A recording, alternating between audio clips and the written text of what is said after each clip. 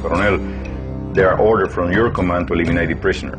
The order from my government is to try to keep him alive at all costs, and we have helicopters and mobility to move him out of here to Panama.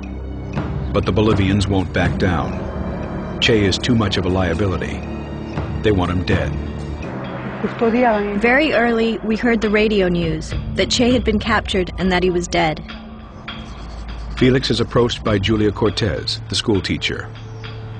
Julia Cortez came to where I was and said, mi capitán, when are you going to shoot him? He said, Señora, why do you say that? She showed me the radio and said, the radio is giving the information that he already died from combat wounds. So at that point in time, I thought there was no point in waiting any longer. With no word from Washington and Bolivia's president demanding Che's death, Felix decides to proceed with the execution order. It was their decision, their war, and he attacked their country. So it was their responsibility, and I should not interfere with that and let history continue its course.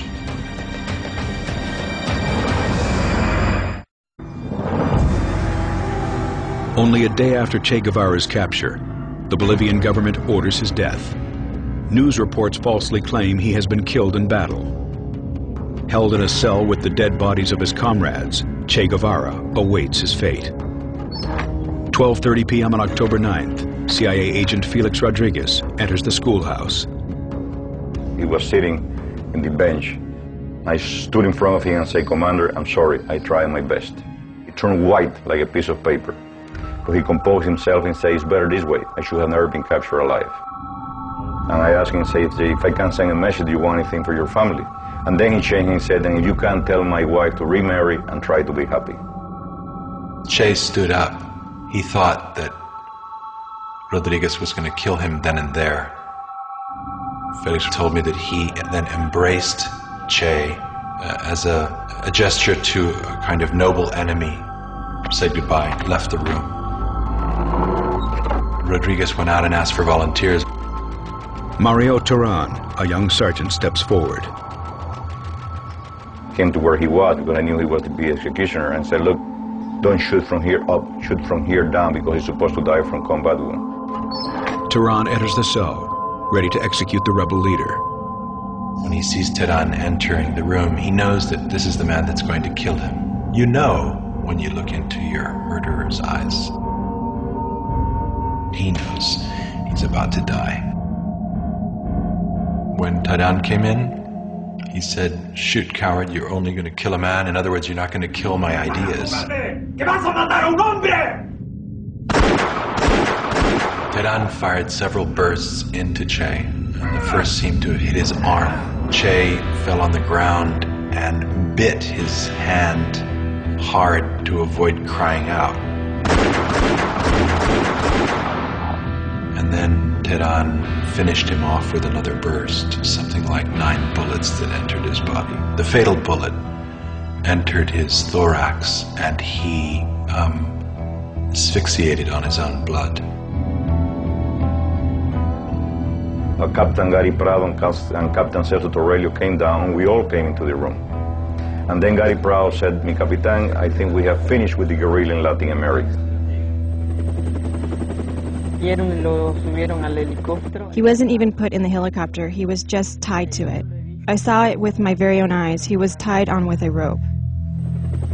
Before the helicopter leaves, a priest steps forward. He gave the last benediction. He's the man who is an atheist, who doesn't believe in God, and he did receive the benediction of the Catholic Church. Che's body is flown to the local hospital in Valle Grande. People from miles around come to view the body. One of them is local portrait photographer René Kadima.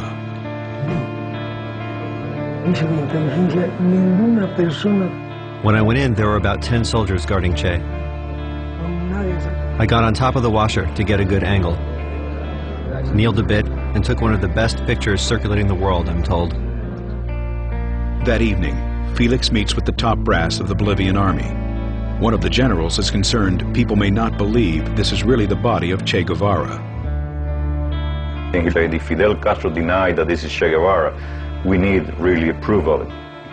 And he said, cut his head and put in formaldehyde. He said, you are a head of a state, you cannot present the head of a human being as a proof.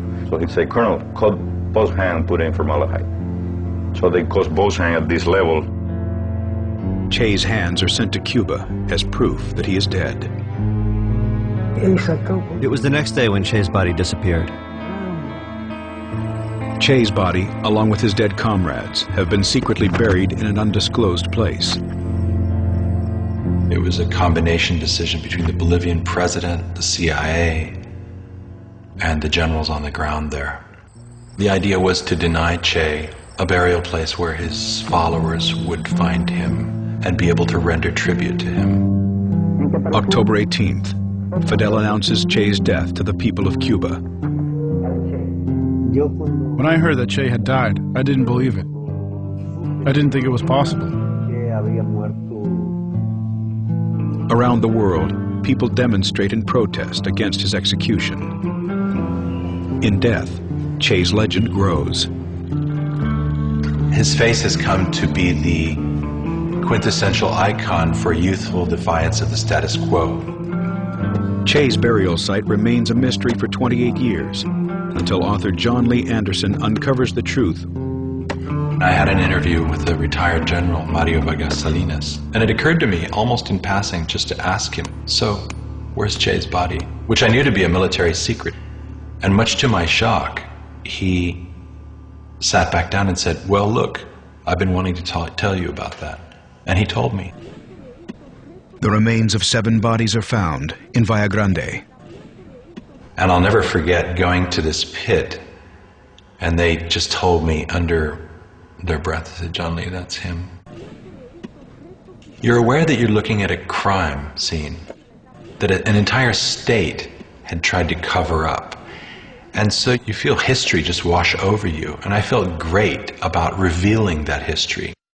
Che and the others are finally laid to rest in a tomb in Santa Clara, Cuba, on the 30th anniversary of his death. His beautiful martyrdom helped play out in nurturing and encouraging future generations of revolutionaries in Latin America and elsewhere. Yet Che's only real success as a revolutionary had been in Cuba. The problem is that he failed, and none of the things that he wanted to change have been changed yet. Most of the people that had contact with Che Guevara and helped him in any sort of a way really paid the consequences. From the whole group in Bolivia, only 3 of us survived. 3 of us Cubans. I am in part glad that Che did not live to see all the things that are now going on in Cuba, because he would die of a heart attack, rage and disgust. Benigno now lives in exile in Paris and is considered a traitor in Cuba. Che is still remembered in Bolivia. Its socialist president, Evo Morales, is a critic of the United States. If we had a Che Guevara today, we would easily be undergoing huge transformations. His principles for life, sovereignty, for Latin America, for the people, it is these principles that we share and take with us as we go forward. Now is when we need a Che. Not so much for the armed force, but for the defense of humanity. Nobody talks about guerrilla warfare anymore today. It's all terrorism. It's not Che Guevara, it's Osama bin Laden and people like him. Che was almost a purist. He didn't agree with terrorism. There were no car bombs in Che's world war. There were no suicide bombers. There was the idea of noble sacrifice. In the end, Che was a paradox, both someone whose social indignation and passion I can empathize with and understand, but someone whose cold logic at times and whose rhetoric, and sometimes whose actions, I found terrifying. Someone whose aspirations were to change the world and who tried but ultimately failed.